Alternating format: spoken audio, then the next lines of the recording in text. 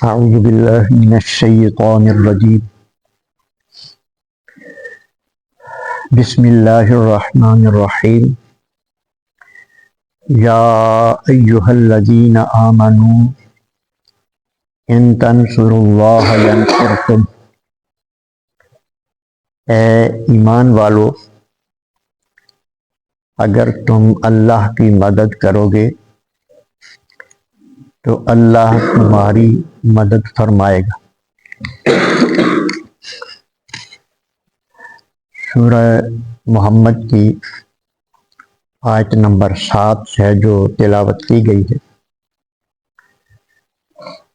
اس کا جو ظاہری معنی ہے وہ یہ ہے کہ اے ایمان والو اگر تم اللہ کی مدد کرو گے تو اللہ تمہاری مدد کرے گا۔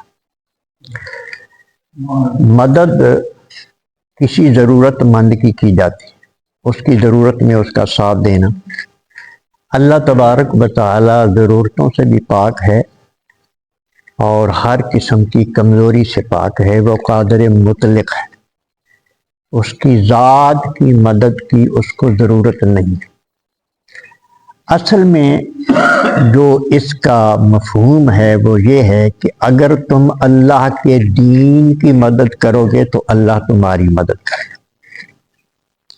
اے ایمان والو اگر تم اللہ کے دین کی مدد کرو گے تو اللہ تمہاری مدد کرے گا۔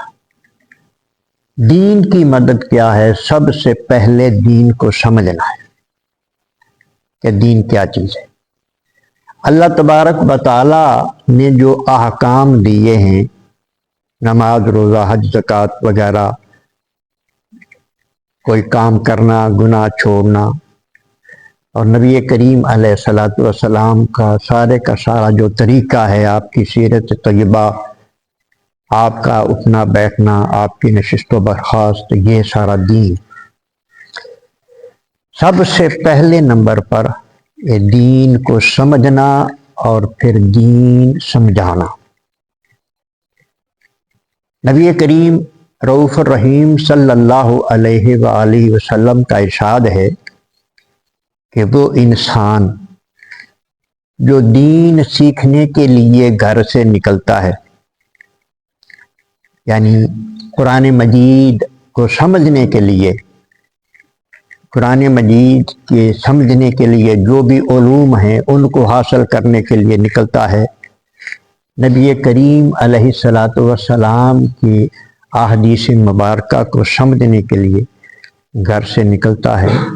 سرکار نے فرمایا کہ جب تک وہ واپس نہیں آ جاتا وہ اللہ کی راہ میں جہاد میں ہے، یعنی اللہ کے دین کی مدد جہاد کے ذریعے بھی ہوتی ہے۔ تو یہ دین کو سمجھنے کے لیے جو نکلتا ہے وہ اللہ کی راہ میں جہاد کے لیے۔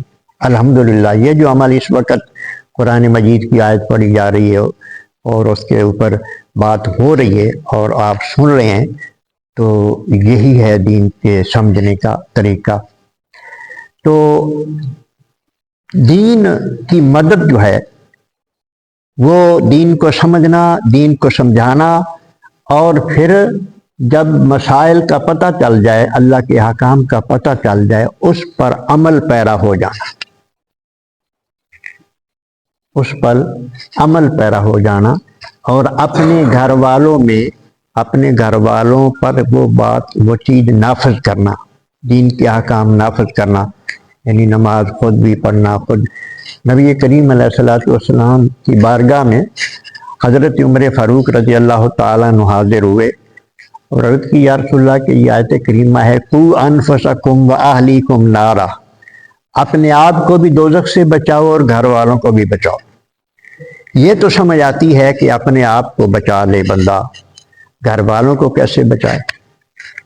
تو نبی کریم علیہ الصلوۃ والسلام نے ارشاد فرمایا جو کام کرنے کا اللہ نے حکم دے دیا ہے وہ خود بھی کرو اور گھر والوں سے بھی کرواؤ۔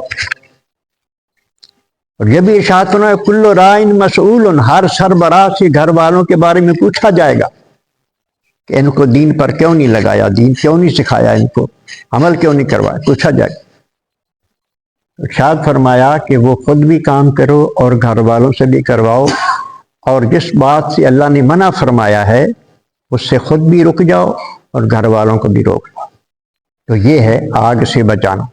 تو اس طرح جو بندہ کرتا ہے، اللہ اکبر، تو اس کے بعد یعنی جو بندہ سربراہ ہے، گھر کا سربراہ ہے، اس پر یہ فرض ہے، اس پر یہ لازم ہے کہ وہ اپنے اہل خانہ پر دین کو نافذ کرے، نماز کی پابندی کروائے، اللہ تبارک و تعالیٰ کے جو حقوق ان کے ذمے ہیں، وہ جو عبادات حقوق العباد ہیں وہ ان پہ نافذ کرے، خود بھی کرے، ان سے بھی کروائے۔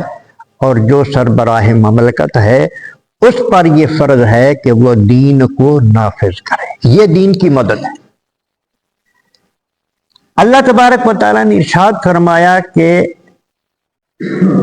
ینصرکم ان تنصر اللہ ینصر، اگر تم اللہ کے دین کی مدد کرو گے تو اللہ تبارک و تعالیٰ تمہاری مدد کرے گا۔ اگر تم دین کی مدد کرو گے تو اللہ تبارک و تعالیٰ تمہاری مدد کرے گا۔